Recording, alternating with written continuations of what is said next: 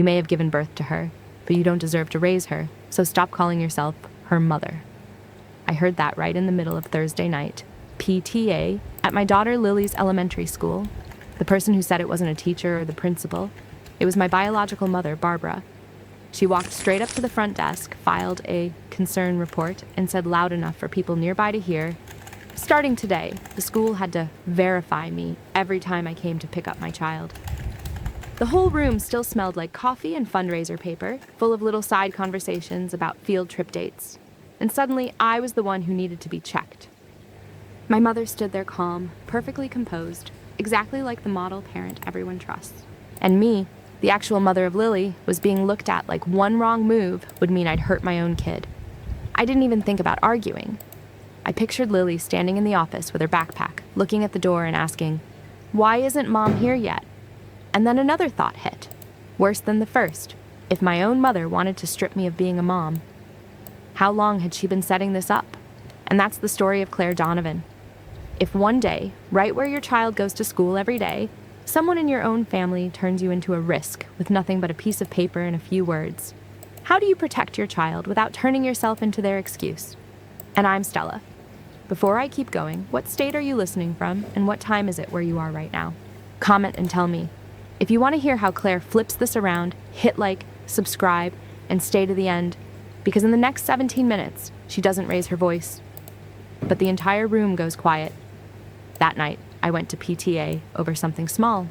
A kid in Lily's class had been teasing her, and I wanted to hear what her teacher and the school counselor were going to do. I sat in the back row, jotted down a few notes, and kept thinking about getting home early so my daughter could go to bed on time. The meeting was almost over when the PTA president asked if anyone had announcements. Barbara stood up like a familiar face, wearing a volunteer badge, her voice gentle. "Just 2 minutes about child safety." She didn't say my name. She spoke in general terms. There are situations where the person picking up a child isn't stable anymore after a divorce. And then she looked in my direction a second too long enough for a few people to turn around. Right after that, she walked straight to the front desk in the corner and set a paper down. I heard her clearly. "I want to file a pickup concern report. I'm worried about the little girl."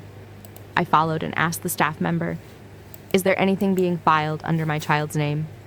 The staff member glanced at Mr. Reynolds, the assistant principal, and he stepped over. He said plainly, "Someone just filed a request to change who's allowed to pick up your daughter. It's sitting on my desk waiting for my signature, and it hasn't been approved." Barbara tilted her head and said quietly, sharp as a blade, "If you're really stable, why are you afraid of being verified?" I didn't answer her. I looked straight at Mr. Reynolds and asked one question, the one that made his face change. "What timestamp is on it? And who signed the visitor log that day?" Mr. Reynolds hesitated, flicking his eyes toward the front desk like he didn't want anyone else to hear. "Let me double check right now. I'll email you a confirmation today," he said. I nodded and walked away, because in here, all she needed was for me to raise my voice once, and Barbara would use it as proof. Out in the parking lot, I was holding my keys and my neck still felt hot. I called the babysitter to confirm Lily was exactly where she was supposed to be and that no one had shown up to pick her up. Only after hearing, "She's still here," did I finally breathe. But the feeling of being labeled wouldn't leave me, like smoke clinging to my clothes. 3 months earlier, it had started with texts that came in like clockwork. Barbara asked what time Lily went to sleep, asked about pickup schedules, asked whether she startled easily. It sounded like concern, but every question was short, direct, oddly standard, like a checklist. Then she started using strange words. Concern, documentation, for the record. My mother never used to talk like that. To look up. Then Lily kept going, totally to look up. Then Lily kept going, totally matter of fact. She said, I have to answer the right way so adults will believe me. I wasn't mad at Lily. I asked gently, "What did she tell you to say?" Lily shrugged. "She said I have to be clearer." That night, I went back through Barbara's messages and took screenshots. Not many, just the 3 that mattered.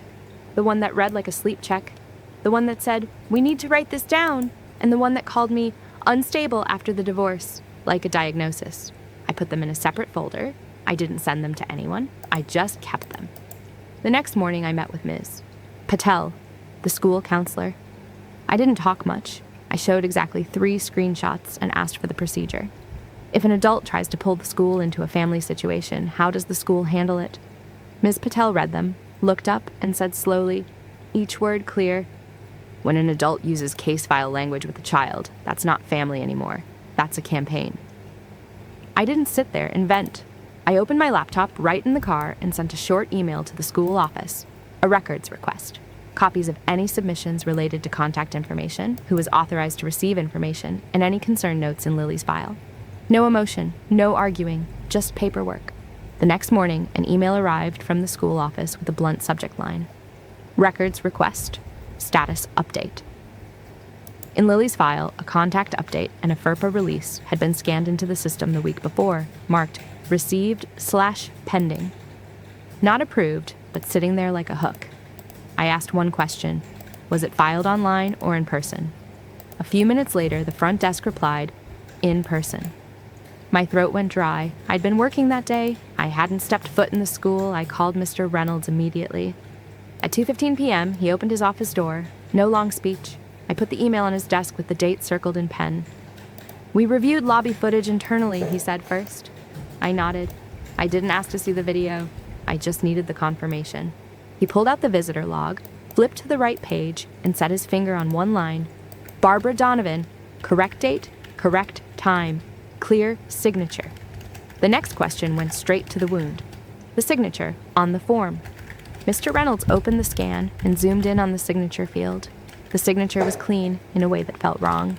Then he pulled up an older file, last year's field trip form for Lily's class, and put it side by side.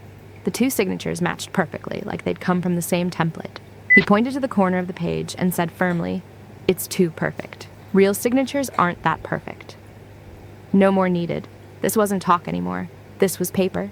Following procedure, he explained briefly. Because of signature irregularity, neither the contact update nor the FERPA release had been approved.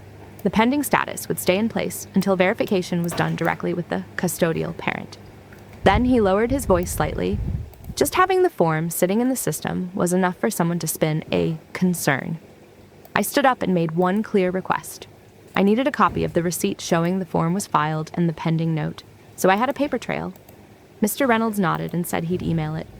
Back in the parking lot, my phone buzzed. A message from Barbara. "See, the school has to verify you too." I didn't reply. I just took a screenshot and saved it, along with the visitor log and the scan. This time, she wasn't going to be the only one telling the story. Barbara was waiting in the hallway like this was the part she'd been aiming for. She stepped forward half a step, her voice soft but loud enough for people nearby to hear. "Don't let people laugh in your face because you're a sorry excuse for a mother." Right then, an old image flashed like a camera strobe. The blue suitcase, from when I was 16, sitting alone on the front steps under a yellow porch light. Back then, I'd stood there waiting for the door to open, waiting to hear "come in," waiting to be good enough to be loved again. But this wasn't a porch. This was my daughter's school hallway. I wasn't standing here waiting to be let back in. I was standing here to protect my real home. Lily, Barbara was about to shift into another emotional angle, but I cut her off with one question that gave her no room to perform. "Do you have a court order?" Then I turned to Mr. Reynolds, kept my voice flat, and said, "Please put it in the record. She isn't a guardian, and all contact has to go through the office." She froze. And this time, I wasn't going to stand still and get pushed out of my own life again, because my home is Lily, my right to pick her up, my daughter's safety. I stayed where I was, said the right words, and let the system do the rest. My laptop lit up on the kitchen table. A new note was open. The first 3 lines were dry and clear. Visitor log, scanned form, pending note. The text I sent Jordan was one sentence. I need a checklist. No emotion. Just procedure. The next morning, the school emailed about a student support meeting because a concern report had been filed about Lily. The meeting was at 9 a.m. I switched shifts, dropped Lily off like normal, talked about her spelling assignment to keep things calm. When she walked into her classroom and the door closed, I went straight to the office. In the small meeting room, Ms. Patel was there, Lily's teacher was there, and Mr. Reynolds had a thin stack of papers. Before I could sit down, the door opened. Barbara walked in like she had an appointment. She was holding an envelope and a notarized paper. "I'm listed as emergency contact," she said, setting the paper down. "And I brought a caregiver affidavit." Her voice was calm and polished, The voice of someone showing up to help. Mr. Reynolds looked at the paper and explained clearly. The school prioritizes safety, so they'd let her listen to the opening portion for a few minutes, but decisions and access to records belonged to the custodial parent. Barbara nodded, her eyes still locked on me. 3 minutes was all she needed. She talked about my instability after the divorce, about my work schedule, and then suggested adding a custody/pickup note to hold for verification every time someone tried to pick Lily up. It sounded like process. It was a lock. I didn't argue. I turned to Mr. Reynolds and said, I want this documented. Put on record that she has no court order, she isn't a guardian, and she has no authority to represent me. Ms. Patel gave a small nod, like a reminder, stay on the path. Barbara tried to swing it into emotion, but I opened my bag and pulled out a printed page, redacted, leaving only her words. Don't tell your mom. Answer the right way so adults will believe you. The paper landed on the table without a sound, and the room went still. Ms. Patel read it and looked straight at Barbara. This is coercive, she said, slow and certain. No one could talk over that. Mr. Reynolds ended it immediately. The meeting would continue with the custodial parent only. Barbara was asked to leave. She hesitated, then slid her papers back into the envelope and walked out into the hallway. There are rooms that don't need yelling. All it takes is the right piece of paper at the right time, and everyone can hear who's really manipulating things. As soon as the door closed behind Barbara, Mr. Reynolds switched back to his official tone. He confirmed plainly, submitting a form with an invalid signature was misrepresentation. The school logged it internally and refused to approve the contact update or the FERPA release. Then he set his pen down like a stamp. No celebrating, just the next steps clearly. First, 2-step verification. Any change to Lily's file had to be confirmed by email and a phone call, sent only to my primary contact. Mr. Reynolds nodded and wrote it down. Next, release restriction. Lily could only be released to the people on my approved list, with no exceptions because someone was family and no grandma picking her up instead. He looked at me for a moment, then nodded. Okay, I'll lock that in exactly the way you're asking. Ms. Patel asked if I wanted a note limiting contact on campus without an appointment. I nodded. Just write it clearly. She can't show up at the school on her own anymore. Out in the hallway, Barbara was waiting like she'd saved a final act. She stepped forward half a step, her voice soft. Mom just worries. You're losing control after the divorce. She said it loud enough for people nearby to hear. I didn't answer the emotion. I asked one question. Do you have a court order? She froze, then turned and said loud enough for other people to hear. Did you forget who changed your diapers so you could be who you are today? I looked straight at her without raising my voice. I haven't forgotten. But don't you forget, Lily is my child, not a debt you get to collect by controlling her. In your opinion, does owing your parents give them the right to control their children once they're grown? Mr. Reynolds stepped out and reminded us that anything further had to go through the office. Barbara pressed her lips together and backed off. Before leaving, I asked for a copy of the meeting notes and a scan of the pending form for my records. Mr. Reynolds said he'd email them the same day. Walking out to the parking lot, my phone buzzed. A message confirming the family law consultation fee. $150 for 30 minutes plus 2 hours I'd missed from my morning shift. Justice has a price, and I was paying it in money and time. But in return, one thing was crystal clear. From now on, the system wasn't my mother's stage anymore. It stood with paperwork. And so did I. Barbara didn't leave. After being told, anything further has to go through the office, she lingered in the hallway for a moment, then turned and walked quickly toward the classroom wing. I just want to talk to my granddaughter for a few minutes, she said, like it was an automatic right. The front office staff blocked her, reminded her of the visitor policy, and told her to stop. Barbara didn't stop. Her voice rose, enough to make people at the counter look up. I'm her grandmother, she said, still pushing toward the student area. Ms. Patel stepped out, kept her distance, but held the line and repeated it. Without an appointment and without approval, she could not go any farther. I stayed still. I didn't chase her. I didn't argue in the hallway. I looked at Mr. Reynolds and said the exact procedural words. I'm requesting the school intervene immediately. He nodded and turned to call security. Security asked Barbara to leave. Before she reached the door, she turned back and lowered her voice, so only I could hear. Lily will do the same thing to you someday, Claire. If you can be cruel to your own mother, what kind of love do you think you're teaching that little girl? I looked her straight in the eyes. I didn't flinch. I didn't shake. I didn't answer a single word. I just reached out, took Lily's hand, and pulled her close to me, like drawing an invisible line. She waited for a response. There wasn't one, only silence. And that silence said more clearly than anything else, Lily won't become me, because I will never let her grow up under your kind of love. If you know someone who's being tied up in guilt under the name of love, send this video to them. Right then, Lily's teacher led her into the hallway. She hugged her backpack to her chest, her eyes flicked over the security uniform, then stopped on me like she was asking, "Mom, what's going on?" My hand reached out before I could think, grabbed her hand, tight for one beat, then loosened again. "It's okay," I said softly. I didn't look at Barbara. I didn't say anything bad about her in front of my child. Security escorted Barbara to the front doors. She glanced back once more, but this time there was no stage for her. I bent down to Lily's eye level and said, short and final, "We're going home." She gave a small nod, and we walked straight to the parking lot. When we got home, Lily went upstairs, and my laptop came on at the kitchen table. The first thing was to lock Barbara's roots down with paperwork.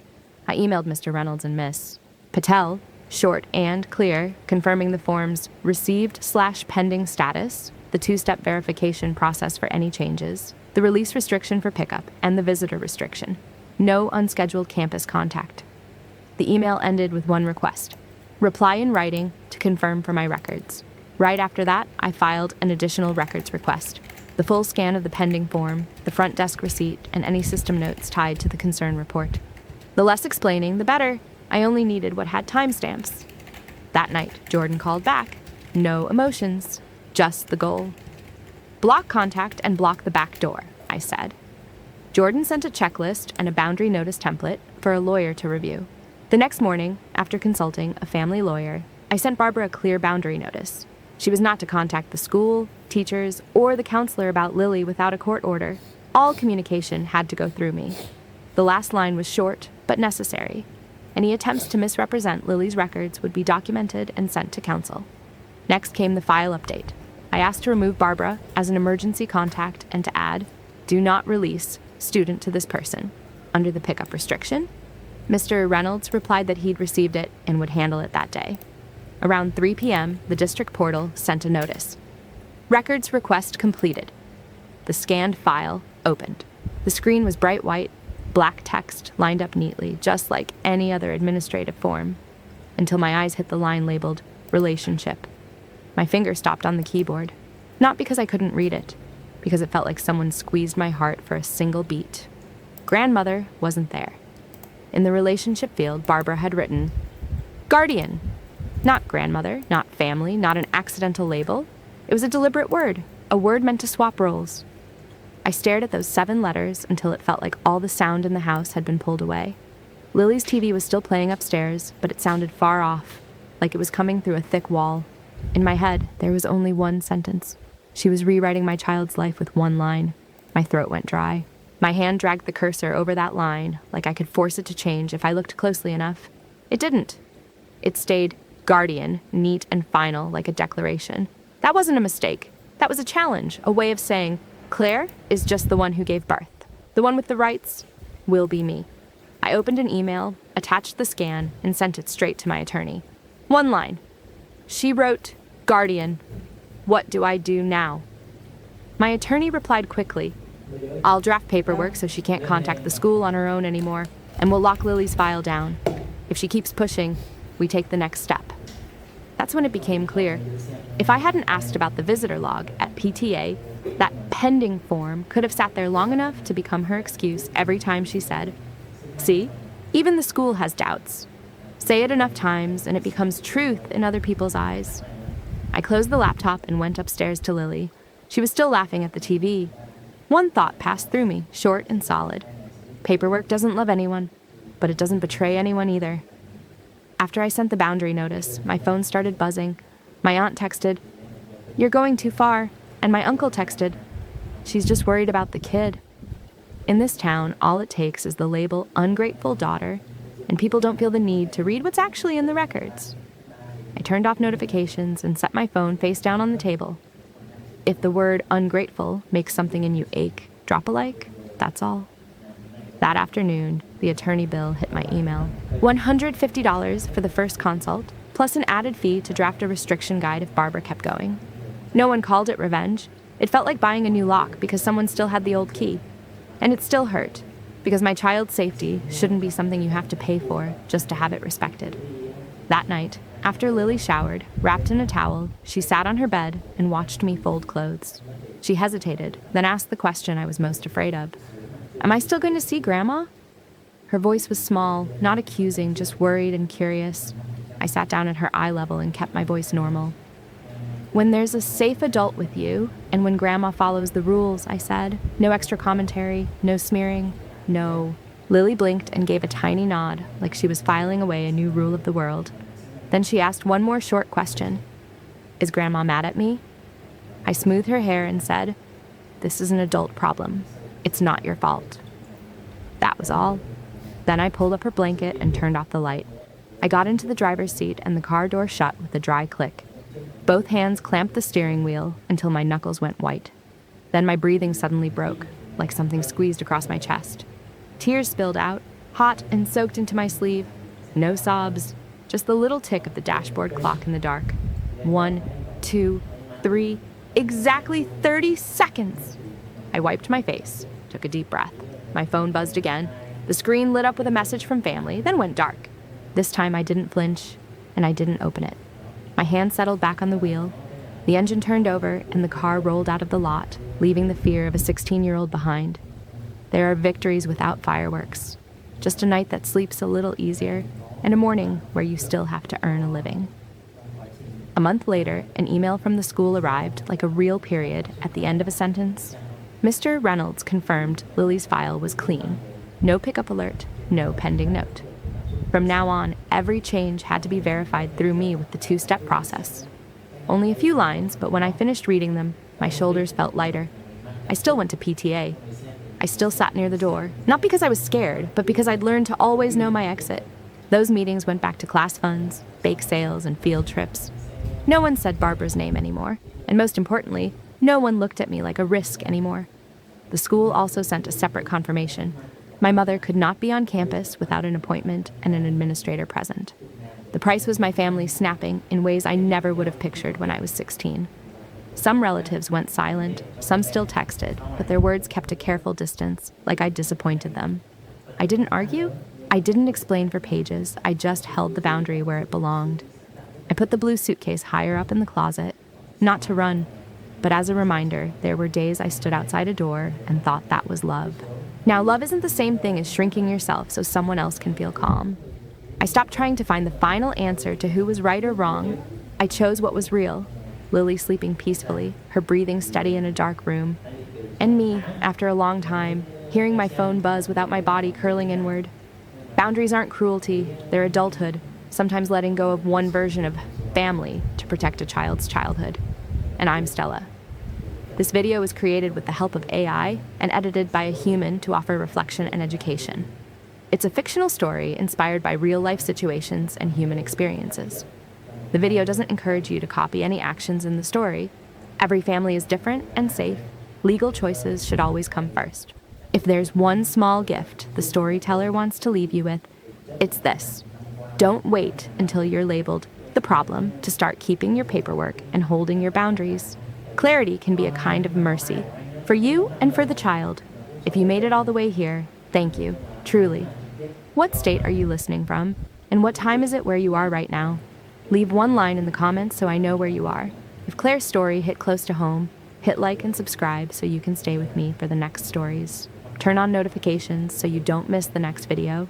And if you want to do something meaningful, share this with someone who's trying to learn how to set boundaries without losing their heart.